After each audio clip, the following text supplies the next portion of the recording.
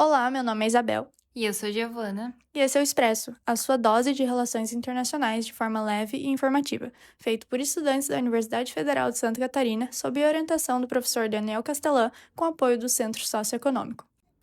Então vá e pegue o seu cafezinho para não esfriar, porque temos hoje uma entrevista especial com Patrícia Fonseca Arriente, professora adjunta do Departamento de Economia na Universidade Federal de Santa Catarina, mestre em Estudos Latinos-Americanos pela University of London e uma das fundadoras do curso de Relações Internacionais da UFSC, criado em 2009. Esse episódio é nossa forma de homenageá-la e expressar o carinho e admiração que temos por sua contribuição essencial à universidade e à formação de todos os internacionalistas da UFSC. Você já parou para pensar por que o dólar possui tanta influência no cenário econômico mundial? Quando falamos sobre a hegemonia do dólar, não estamos tratando de uma simples moeda nacional, mas sim da base da ordem internacional atual. O dólar hoje impacta tanto em decisões econômicas quanto políticas, estratégicas e militares.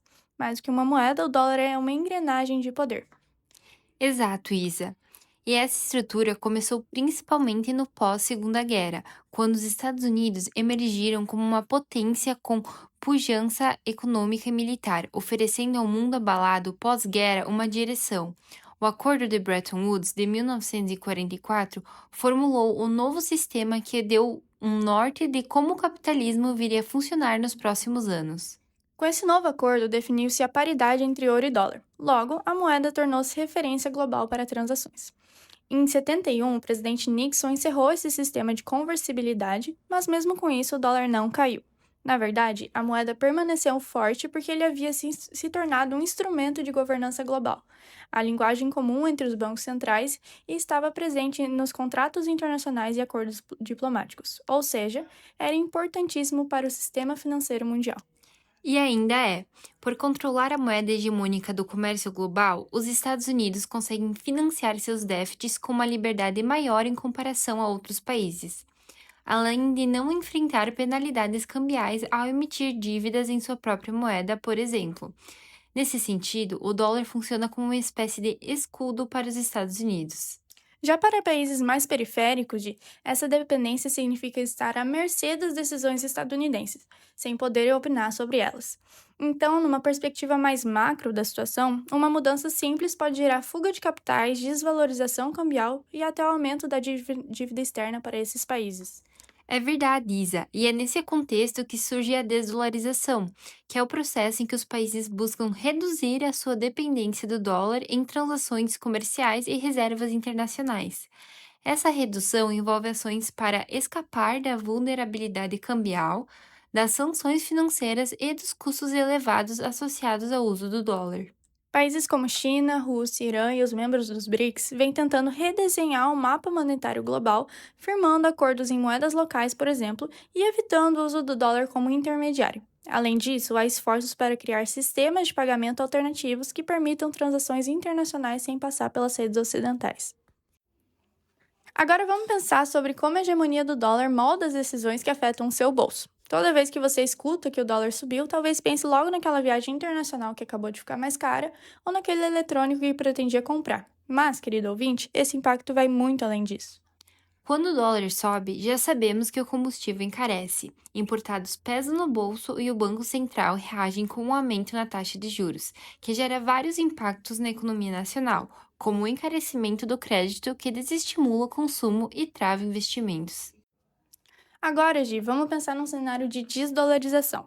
O Brasil negocia com a Argentina em reais e pesos, com a China em yuans. Mas o que a gente faz com essas moedas depois? Como elas vão ter força fora dessa relação bilateral dos países? A utilidade dessas moedas fora de acordos específicos é um desafio. Em palavras mais simples, o que o Brasil pode fazer com pesos argentinos além de negociar com a própria Argentina? Tá, o Brasil até poderia trocar esses pesos por euros e yuans, ou seja lá a moeda que queira para outras trocas. Mas imagina o gasto que teria com o câmbio. Então, a gente vê que esse é um ponto muito delicado da desdolarização. Além disso, existe a questão da confiança. O real, por exemplo, não é visto como uma moeda muito estável, principalmente por causa das oscilações econômicas e políticas no Brasil, o que faz com que os outros países hesitem em utilizar a moeda como reserva ou meio de transação. Então, a gente vê que a desvalorização existe muito mais do que vontade política. Mas a gente vê que o movimento já começou. Países como Brasil e China já realizam parte do seu comércio em moedas locais, enquanto a Rússia e o Irã vêm discutindo a criação de uma moeda comum dentro dos BRICS, além do crescente uso de moedas digitais. Talvez no futuro a gente possa imaginar um mundo em que o real, o yuan e uma moeda digital tenham um papel mais importante. Porém, até lá, o dólar continua sendo o centro da economia mundial.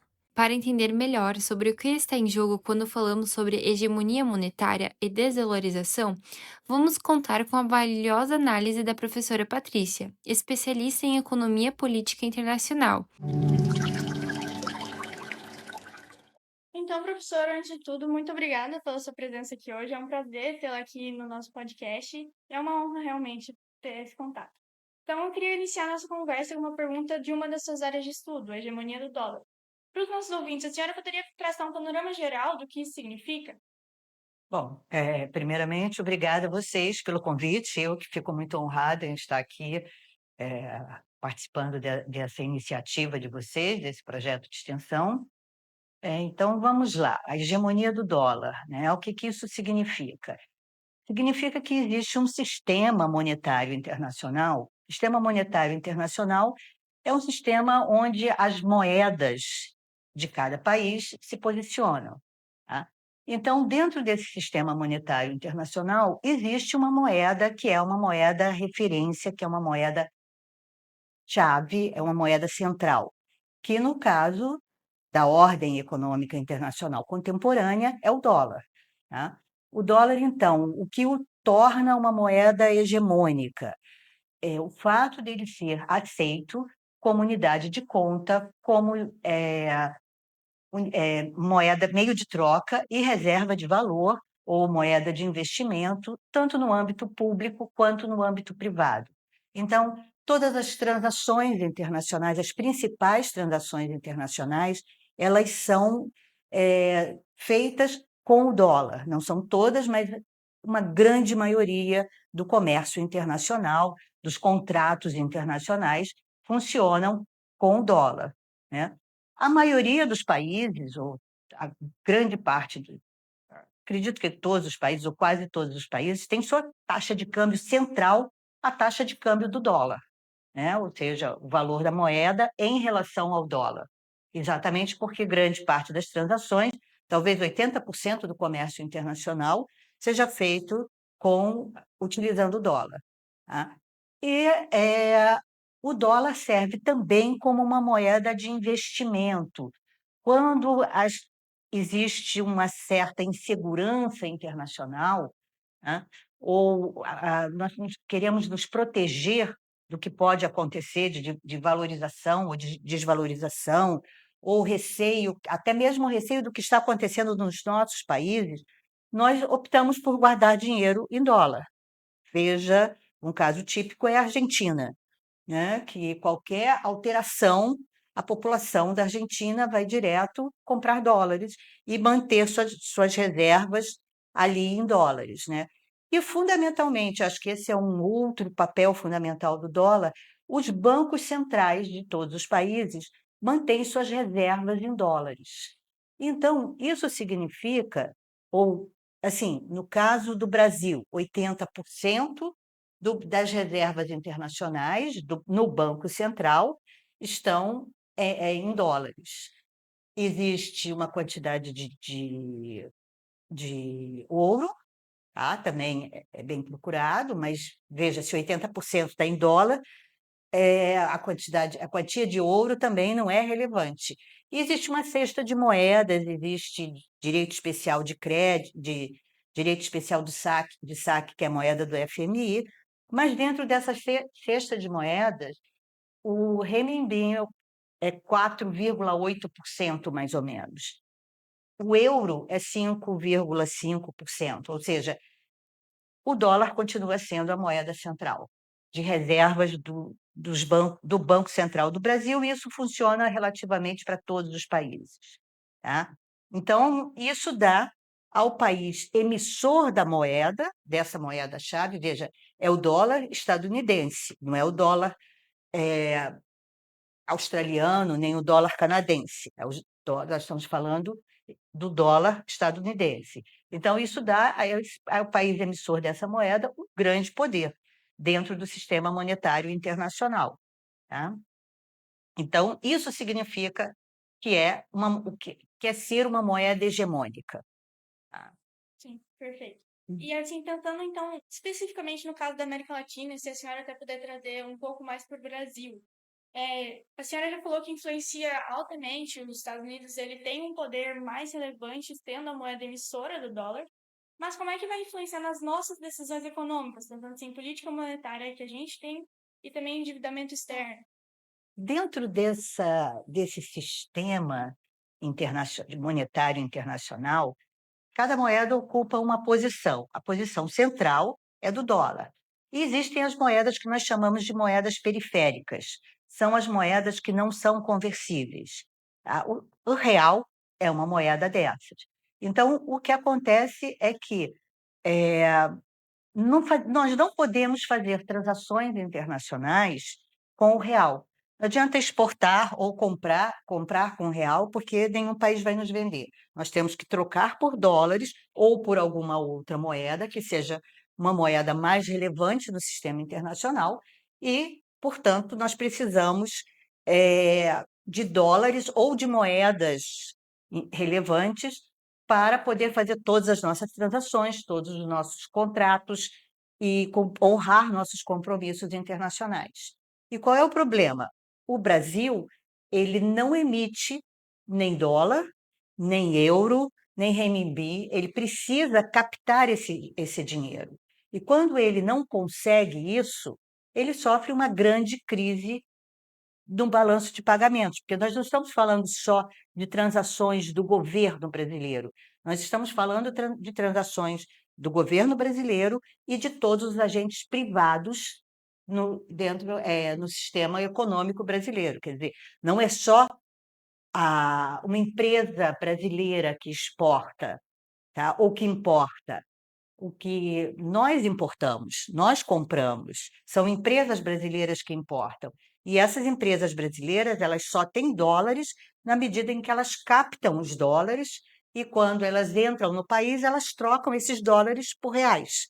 E ao trocar por reais, o Banco Central concentra os dólares.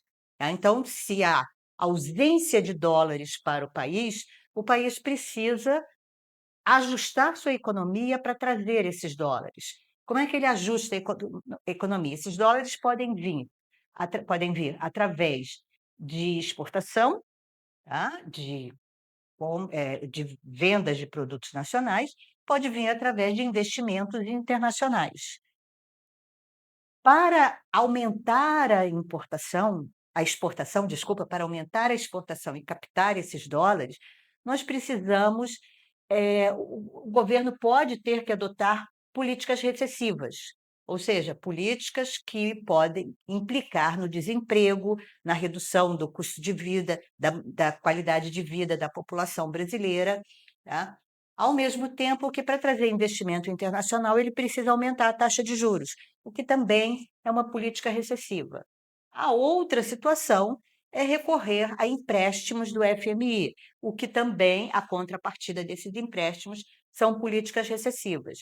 Então, crises no balanço de pagamentos, que significa exatamente a nossa incapacidade de honrar nossos compromissos internacionais nas moedas relevantes, e aí principalmente no dólar, implica em crises econômicas internas. Tá? E essas crises econômicas, elas necessariamente levam ao desemprego, à redução do consumo, à redução da qualidade de vida da população brasileira. Então, esse é o custo de ser uma moeda periférica, tá? Nós dependemos das moedas centrais. E existem alguns estudos, né, sobre o movimento de desdolarização, né, a redução ou até mesmo a interrupção do uso do dólar estadunidense em unidade de conta, armazenamento de valor ou esse meio de comunicação e investimento. Então, sendo mais pragmática, quais são os sinais concretos de que há uma tentativa de redução do uso do dólar no comércio global? Então, vamos lá. Como o dólar se tornou a moeda central, tá? Isso foi decidido no Acordo de Bretton Woods, em 1944, onde todos os países que assinaram o acordo, tá, concordaram que o dólar seria a moeda central, seria a moeda referência das taxas de câmbio, e haveria uma paridade, haveria uma conversibilidade do dólar em relação ao ouro. Tá? Considerando que grande parte do ouro, que era a moeda, que era o ativo monetário financeiro mais importante até então, tá? Já estava concentrado nos Estados Unidos, porque durante a Segunda Guerra os Estados Unidos vendeu muito armamento para esses países europeus e os países acabaram pagando com euro, né? Desculpa, com ouro, e o ouro acabou, então, sendo a moeda concentrado nos Estados Unidos. Então, o Acordo de Bretton Woods decide que, acordado por todos os países, tá, que o dólar seria a moeda central, tá, com a conversibilidade em ouro. Esse acordo termina em 1971, quando o Nixon termina com essa conversibilidade. Então, nós saímos de uma época onde o dólar era, por convenção, a moeda internacional, porque ele tinha uma conversibilidade em ouro, para um sistema onde não há mais essa conversibilidade, ou seja, na prática, o Acordo de Bretton Woods, em relação ao sistema monetário, acaba, tá? Porque não houve uma mudança para outra moeda, tá? Porque até então o que garantia era a conversibilidade do ouro. Agora não há mais, a partir de 71, não há mais essa conversibilidade. Então, isso significa que o que há é a credibilidade.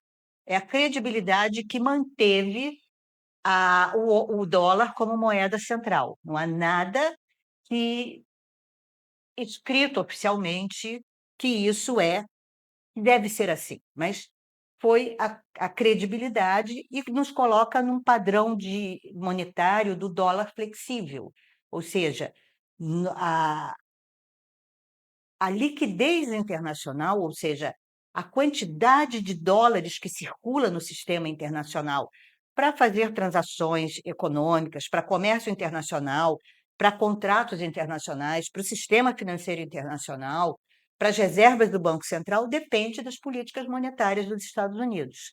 E isso nos coloca os países sempre na posição de choques nos Estados Unidos nos afetam diretamente. Tá? Então, a princípio, não há nada que diga que o dólar precisa ser a moeda internacional. Tá? Agora, existe um longo processo, são 80 anos da consolidação dessa moeda. Tá?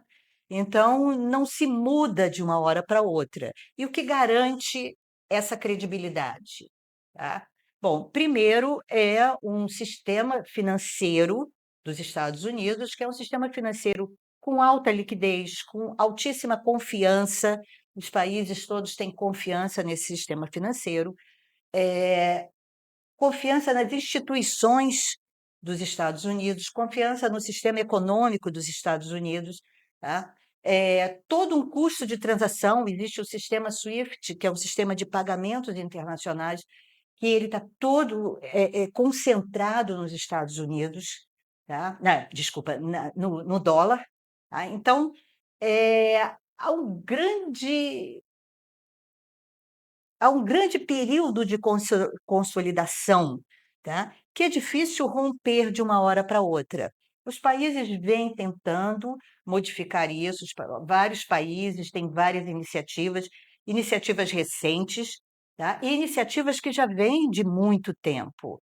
Tá? O dólar vem perdendo a, a sua hegemonia em termos não de hegemonia, a palavra não seria esse, mas ele vem perdendo a o seu uso nessas funções, tá? Gradativamente. mas não é um processo rápido, não é um processo de uma hora para outra, não há uma moeda que vá substituir imediatamente o dólar. Tá? Mesmo a Rússia e a China, que são países que tentam já há muito tempo, não só recentemente, mas há algum tempo, uma substituição, tá, no seu comércio internacional, são esses países, eles não conseguiram até hoje se desvincular do dólar completamente. Tá? Ainda tem uma grande,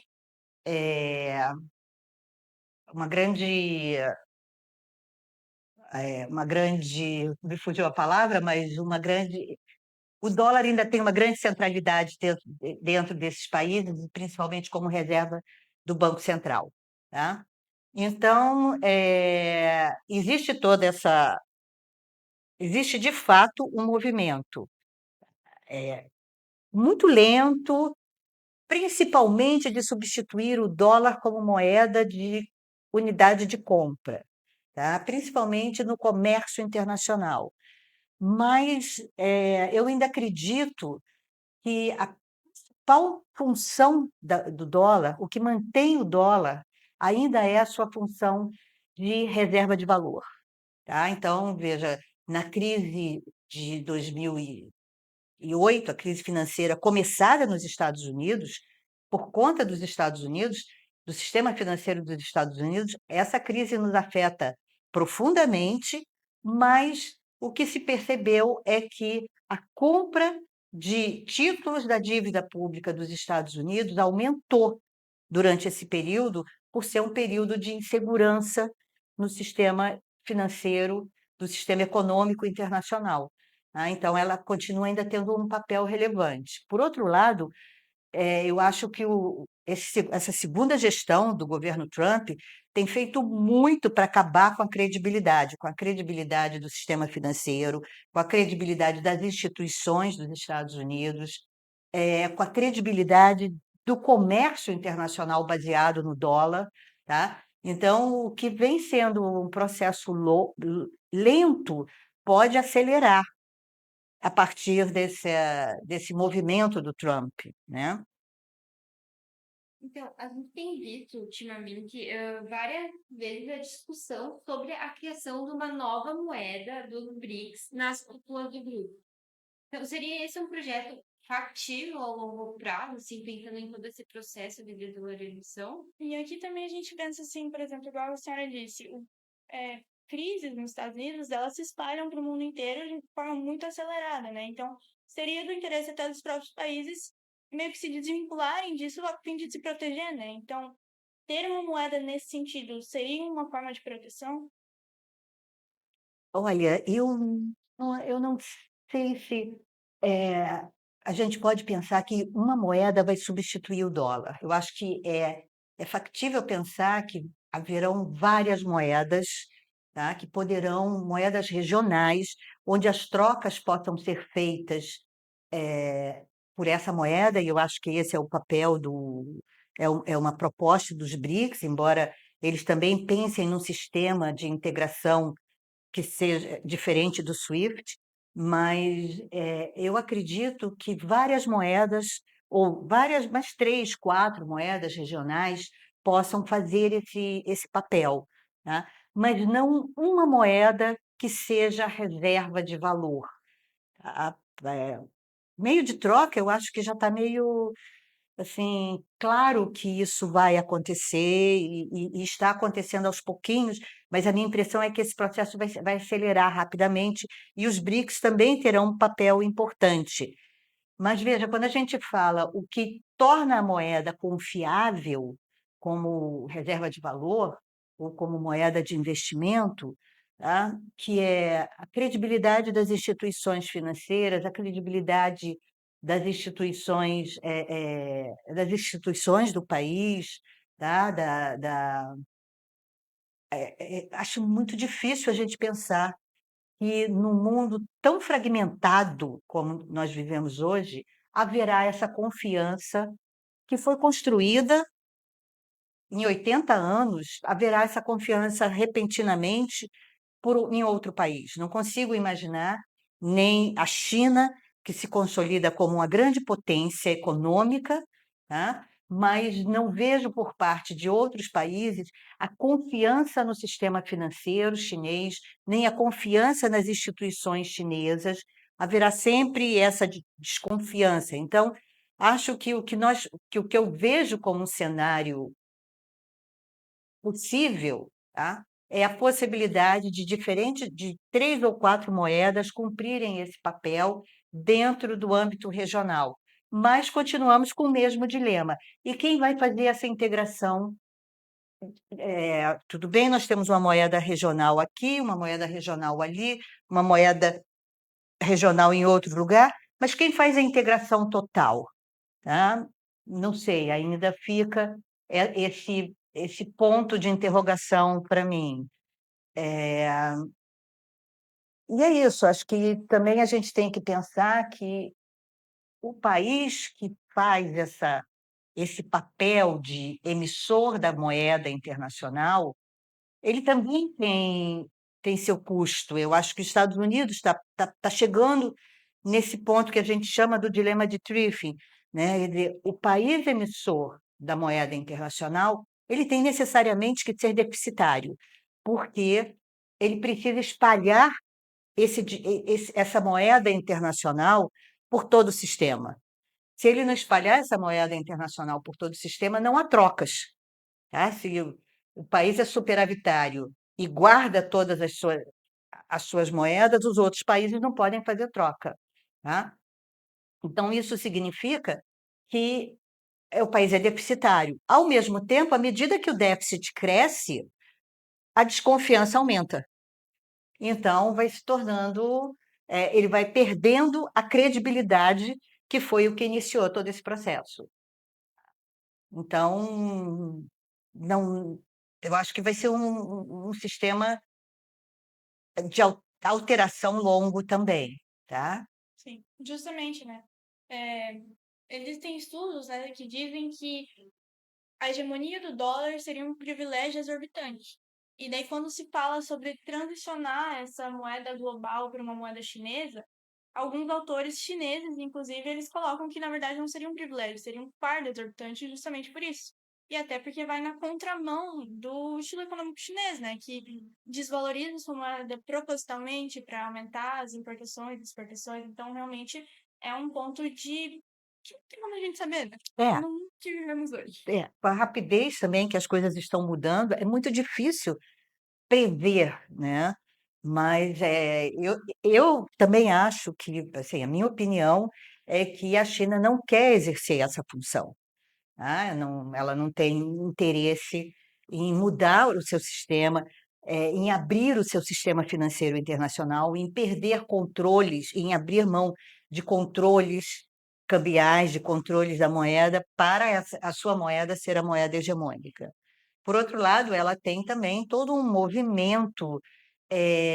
de um movimento de moeda digital, que pode ser por aí que existam outras opções. Tá? Nessa questão da moeda digital, a China está bem avançada realmente. Acredito que tenha algum projeto de mais longo prazo por trás disso. Sim. Tá? E eu queria que a senhora pudesse entrar um pouquinho mais. A senhora falou que teriam umas 3, 4 moedas que poderiam surgir e ser moedas regionais mais fortes.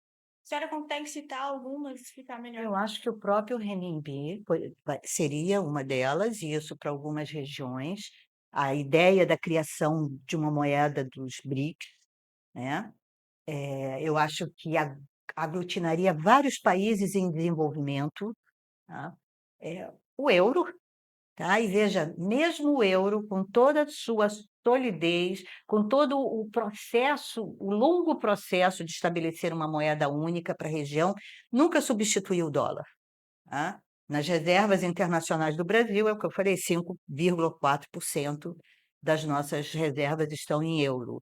Ela nunca substituiu o dólar, mas ela se tornou uma moeda regional muito forte. Tá? Então, existem moedas que vão fazer esse papel. Acho que a Ásia vai ficar com o renminbi, acho que existe essa possibilidade da criação. Existe as criptomoedas, tá? E o fato dos Estados Unidos agora o Trump ter regulamentado uma moeda, tá? Ele vai que tem como paridade o dólar, tá? Ele vai também regular um pouco, controlar um pouco esse ecossistema das moedas digitais, tá?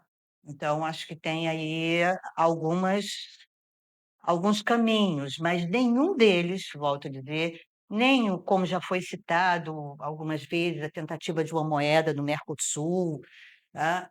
É, e o que que acontece? O Mercosul, o que que aconteceu? O Mercosul vai mudando de posição e de visão de acordo com a mudança de regimes dos seus membros, tá? Então, é por isso a necessidade da confiança, que a confiança não seja uma confiança nesse minuto, que a confiança seja uma confiança não temporária, mas que seja longa, né? E acho que a China ainda não desperta essa confiança para todos os países, tá? Então, acho que todos vão ter momentos regionais, moedas regionais. Esse é o melhor cenário que eu vejo. E que essa multi, multimoedas, esse cenário de multimoeda, seja uma transição, embora assimétrica, mas seja uma transição espontânea, tá? E não, de repente, uma nova crise mundial que faça com que isso venha com forma abrupta, tá? Perfeito. Acho que agora a gente faz uma pausinha de 5 minutos só para a câmera Tá bom. descansar. Eu tiro isso aqui. Não, não está me incomodando. Uhum. Daí agora, tipo, como eu tinha dito, a gente vai mudando as perguntas, tá? Uhum. Daí agora, tipo, igual a senhora falou bastante de confiança, a gente entra na pergunta aqui, né? Que o governo Trump, ele tem colocado à prova muitas vezes a confiabilidade, né?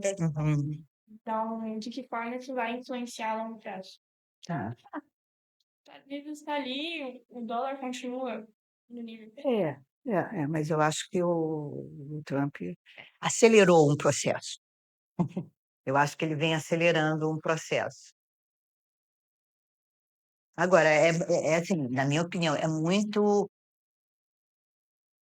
como é que eu vou te dizer? É muito mais desejo de ter uma quebra dessa hegemonia quando a gente pensa que a China vai substituir. Primeiro, por isso, talvez a China não queira. Segundo, porque vai demorar muito para países que, principalmente os países desenvolvidos, acreditarem, confiarem na China, né? E tem todas as disputas internacionais, quer dizer, foi o dólar se torna hegemônico por um contexto muito favorável, uma guerra. Bom, pós-guerra, temos que conseguir garantir a estabilidade novamente. Então, todos nós concordamos que vai ser o dólar. Agora não há concordância. Tem disputas geopolíticas aí que não existiam no acordo de Bretton Woods. Ai, se você puder, muito obrigada. E daí também entra naquela questão de. Então, agora também falar um pouco mais sobre essa confiabilidade no dólar. Durante o governo Trump, a gente viu um aumento significativo nas tarifas contra os produtos chineses. Então, de que forma esse tarifaço ele contribuiu para começar agora uma desconfiança, né, em relação ao dólar como uma moeda global? Seria possível a gente dizer que inaugurou uma nova etapa na disputa por autonomia monetária, aumentando o senso de urgência para a procura de novas formas de comércio? Sim, eu acho que o atual governo Trump ele tem contribuído muito para a para a redução da credibilidade do dólar e para que todos os países percebam que essa centralidade da moeda está prejudicando todo o comércio internacional, tá? O tarifaço, as sanções que ele tem colocado para o Brasil, inclusive, né, mostra que as instituições dos Estados Unidos não são tão sólidas quanto a comunidade internacional acreditava, né? Bastou uma pessoa, usando o termo assim, um desequilibrado, entrar e modificar tudo, né? E com pouquíssima reação interna. Então, mostra para os países também como é perigoso ter todo um comércio centralizado numa determinada moeda, que é uma moeda emitida por um determinado país, e que esse país acaba utilizando essa moeda como instrumento de poder, tá? Mas eu acho que assim, o discurso do Trump é um pouco dúbio, né? Porque ele realmente encara a moeda, e eu concordo com ele, como um símbolo de soberania nacional. Aí eu sempre fui muito contra países que decidem dolarizar sua economia, porque eu acho que a moeda é um símbolo de soberania nacional. E ele é muito enfático nisso. Por outro lado, tem dentro da Casa Branca alguns economistas que afirmam que seria o melhor para o país, para os Estados Unidos, seria a desvalorização do dólar, porque isso iria aumentar a competitividade das exportações dos Estados Unidos e transformar as importações mais caras, e aumentar o preço das importações. Tá? Então, eu acho que existe aí ainda uma dúvida de aonde ele quer chegar. Tá? Tanto que ele vai e volta e diz uma coisa e depois diz outra e acaba confundindo todas as pessoas, né? Todos os governantes, todo o sistema econômico internacional. Tá? Mas, e outra coisa, assim, ele mesmo está minando uma das grandes referências dessa credibilidade, que é a independência do Banco Central, né? E ele tem se colocado, tem dado palpite, tem inclusive procurou afastar, eu esqueci o nome dela, é, é, da, da, da cúpula do Banco Central. Então, assim, ele mesmo mina a confiança que é a base da sustentação da hegemonia do dólar. Tá? E isso, ao mesmo tempo que tem levado vários países a buscar outras alternativas, não só em relação à moeda internacional, como alternativa de parceiros. Tá? E isso também pode ser, num longo prazo, um tiro no pé. Né? Quer dizer, as pessoas os países estão procurando outras opções. Né? Percebem que não podem ter os Estados Unidos como como o grande comércio internacional. Então, sim, eu acho que nós estamos vivendo um momento que, como eu disse antes, o Trump tem acelerado um processo de perda da credibilidade, de desvalorização do dólar, que vem lentamente, que já vem ocorrendo lentamente, mas que nesse último período ele acelerou esse processo. Mas a construção de um novo sistema de moedas, ele é muito lento, ele não vai ser de uma hora para outra. Acredito que a busca por novos parceiros, por, por um comércio regional, né? Uma moeda que exerça esse papel regionalmente, como eu acho que o euro faz na Europa, isso vai acelerar, isso vai ser mais rápido. E o Trump contribuiu e vai contribuir para isso.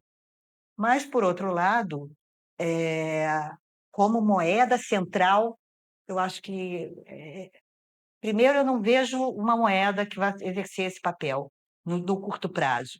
E, segundo, eu acho que vai ser um processo muito lento. A credibilidade, o surgimento da credibilidade de uma nova moeda. Porque, vejam, são muitas disputas geopolíticas. A credibilidade dos Estados Unidos, da moeda do dólar como moeda internacional, tá? Ela surge em 44, quando acabou a guerra, quando todos os países estão dispostos a aceitar a construção de um novo sistema monetário internacional que tenha uma moeda como referência, onde as disputas geopolíticas, tá, estão sendo solucionadas. Agora nós estamos num momento em que as disputas são muito constantes. Então é muito difícil aceitar que algum país vai, porque, por exemplo, a Europa vai aceitar o renminbi como moeda reserva. Aí ela vai continuar com o euro como moeda reserva, tá? E com o dólar. Ela não vai substituir o dólar pelo renminbi, apesar de todas as disputas que estão ocorrendo agora, nesse momento, com Trump e a União Europeia. Então, no nosso episódio piloto, o professor Elton ele comentou sobre como é que é um processo delicado, né? Uma vez que existe um desafio relacionado à segurança cambial. A senhora também aqui comentou, né, sobre como existe essa credibilidade, né, em relação às instituições e à própria moeda do dólar. Então, além desses, quais outros desafios que a senhora vê no horizonte de desdolarização? Olha, eu acho que a questão da credibilidade, a questão de custo de transações. Existe, assim, todo um custo para você, como eu falei, 80 anos construindo um sistema monetário internacional, um sistema financeiro internacional, um sistema de pagamentos internacionais baseado no dólar, né? Agora, mudar tudo isso vai ter um custo também, um custo grande, um custo financeiro, um custo por exemplo, uma alternativa ao SWIFT vai ter um custo e vai demorar tempo, né? Então, acho que tem aí muito do que garante até hoje o dólar como moeda internacional, é esse custo de transação. Quer dizer, uma mudança não é uma mudança rápida, todas as taxas de câmbio estão baseadas no dólar, né? Não é uma mudança rápida e nem uma mudança barata para os países, né? Então, acho que esse talvez seja, além da confiança, além da credibilidade, além da necessidade de ter um sistema financeiro muito sólido para ser uma moeda central, tá? Eh, Tem a questão aí do custo de transações também, que é muito alta, que diz respeito à alternância cambial. Sim. Bom, foi um prazer tê-la aqui, professora. Esse é um tema muito novo, igual a gente já falou, não tem como a gente prever o futuro. É uma tradição quase que a gente tem de usar o dólar como moeda global, mas a gente vê que tem esses indícios e foi muito interessante a perspectiva que a senhora nos trouxe. Então, mais uma vez, obrigada. Obrigada a vocês, também foi um prazer. É um prazer conhecer vocês também, Sim, tá bom? por dar convite para os próximos episódios também. Tá certo. Sempre que possível estarei sempre que eu for convidada e que for possível estarei presente, tá bom? Obrigada. Chegando para a fase final desse ano para mais que agitado, vem aí fofocas e notícias internacionais que abalaram os últimos dias. No marco dos 80 anos da criação da ONU, ocorreu a 80ª sessão da Assembleia Geral das Nações Unidas, sobre um clima de tensão e desgaste do órgão intergovernamental, visto como pouco eficiente para promover a paz recentemente, dados vários conflitos surgidos em tão pouco tempo. O Brasil tradicionalmente inicia a sessão de discursos por representantes de nações e é seguido pelos Estados Unidos, o que também foi uma situação carregada de tensão e incerteza dessa vez, em razão da atual má relação entre os dois gigantes do continente americano. Porém, a realidade foi surpreendente. Apesar de apresentarem discursos diametralmente opostos, o presidente estadunidense Donald Trump elogiou o mandatário brasileiro Luiz Inácio Lula da Silva, apontando uma química entre os dois, em um breve encontro após a fala inicial do presidente brasileiro. Em um discurso de quase uma hora, Trump mirou as críticas à própria ONU, negou as mudanças climáticas, desaprovou a situação migratória na Europa e ainda clamou pelo Prêmio Nobel da Paz por, diz ele, ter encerrado pessoalmente 7 guerras. Já Lula lamentou a perda de força do multilateralismo, defendeu políticas ambientais, criticou o ataque terrorista do Hamas em 2023 e o massacre em Gaza feito por Israel, palavras do próprio presidente. Além disso, também prestou homenagens ao ex-presidente uruguaio Pepe Mujica e ao Papa Francisco. Os temas discutidos foram quase os mesmos nos dois discursos, mas com posições completamente opostas, deixando nítida a falta de concordância de objetivos entre as principais lideranças do planeta. Viajando do plenário da ONU em Nova York para a capital peruana, Lima, na sexta-feira, do dia 10 de outubro, o Congresso peruano aprovou a destituição do presidente Dina Boluarte por incapacidade moral permanente no enfraquecimento ao crime organizado no país. A votação foi unânime, refletindo os 2% de aprovação da presidente, que já era vice do também destituído ex-presidente Pedro Castillo. Dina foi a primeira mulher a ocupar o máximo de poder executivo do Peru, a 7ª presidente em 10 anos, e alegou que a forma do processo de sua destituição foi uma violação do devido processo legal por não dar tempo suficiente à defesa. Seu sucessor será José Geri, presidente do parlamento peruano. As próximas eleições no Peru estão programadas para abril de 2026. Já no Oriente Médio, após meses de confrontos intensos, o mundo ficou em alerta com o anúncio de um novo cessar-fogo entre Israel e Hamas. O acordo, mediado pelo Egito, Catar e os Estados Unidos, foca na liberação de reféns e prisioneiros palestinos e na entrada de ajuda humanitária na faixa de Gaza. Mas tenham calma, queridos ouvintes. A trégua não significa a paz total na região e o fim do conflito, de uma vez por todas. O clima ainda é de desconfiança entre as partes. Israel afirma que o cessar-fogo é apenas uma pausa estratégica, enquanto Hamas vê o acordo como uma vitória simbólica. É verdade, Gi. O mundo inteiro continua de olho nos próximos movimentos desse grande tabuleiro de xadrez. Qualquer peça pode mudar o rumo e voltar ao conflito. Inclusive, recentemente, já chegaram a haver quebras desse mesmo cessar-fogo. A guerra pode ter dado uma trégua, mas a tensão ainda é palpável entre os atores envolvidos. Voltando ao nosso continente sul-americano, mais precisamente para a boca da região do Prata, no domingo do 7 de setembro, enquanto o Brasil comemorava a independência e o Nepal adentrava o caos social, a Argentina realizou suas eleições legislativas na província de Buenos Aires. O resultado caiu como uma bomba para o governo de Javier Milei.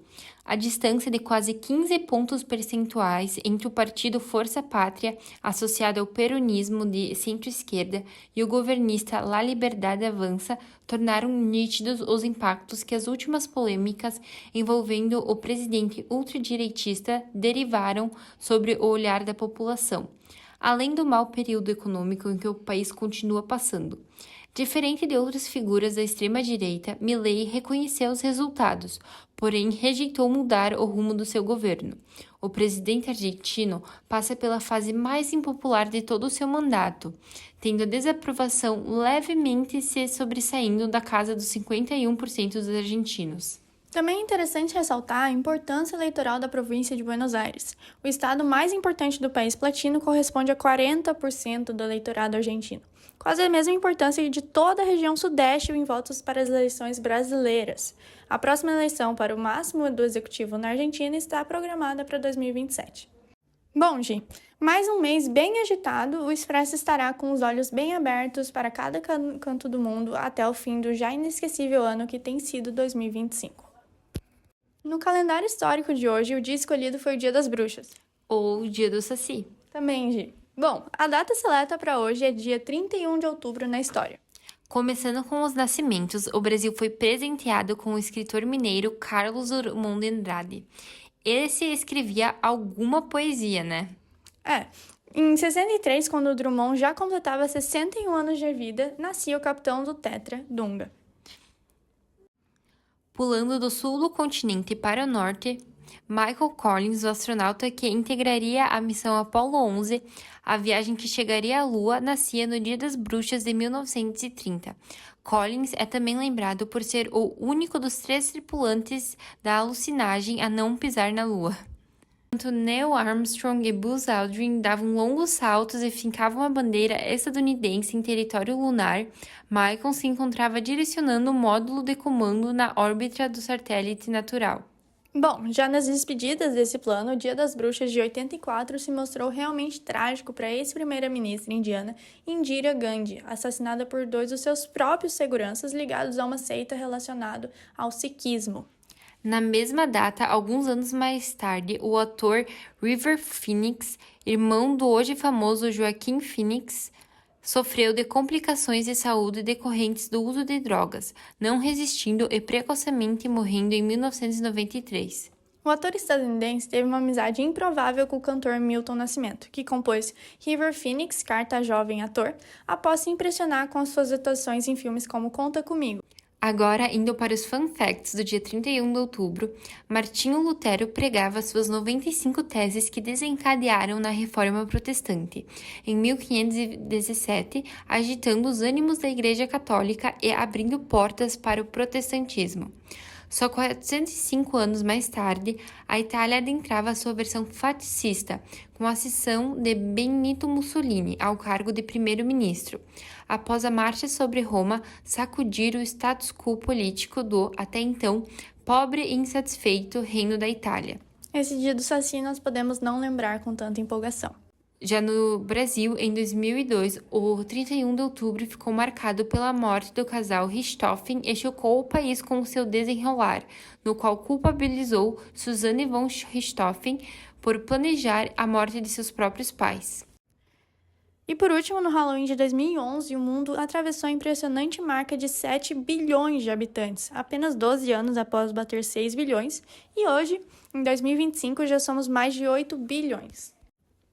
E assim, entre acordos de Bretton Woods e movimentos de desvalorização, a nossa dose de expresso sobre a hegemonia do dólar chega ao fim. Encerramos com um agradecimento especial à professora Patrícia pela conversa enriquecedora e por todas as contribuições pertinentes feitas por ela ao longo do episódio. Se você gostou do episódio, não esquece de compartilhar com seus amigos e seguir o Expresso nas redes sociais. Assim você fica por dentro dos próximos episódios, bastidores e tudo o que ainda vai rolar por aí. As opiniões dos convidados não refletem de forma alguma a posição do Expresso. O podcast é feito com intuito informativo e sem cunho político.